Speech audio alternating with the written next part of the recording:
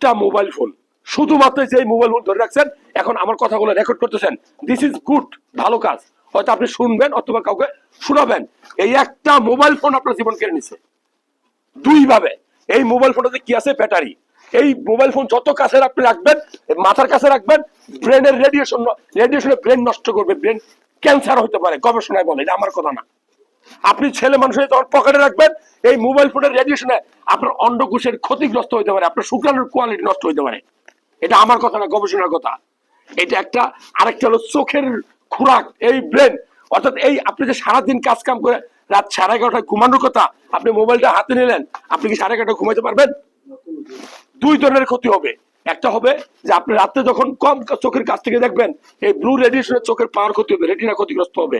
সেটা যদি আপনার বাচ্চার হয়, আমাদের মা বোনরা এখন কি করে, বাচ্চা কান্না করলে একটু ধরাই দিয়া, কার্টুনেটে ধরাই দিয়ে খাবার দেয়, ঠিক না? এটা হইলো, এটা হইলো, এতে তার চোখের পাওয়ার নষ্ট হয়। অনেক বাচ্চা দেখবেন যে ছোট ছোট বাচ্চার চশমা পড়তে হয়।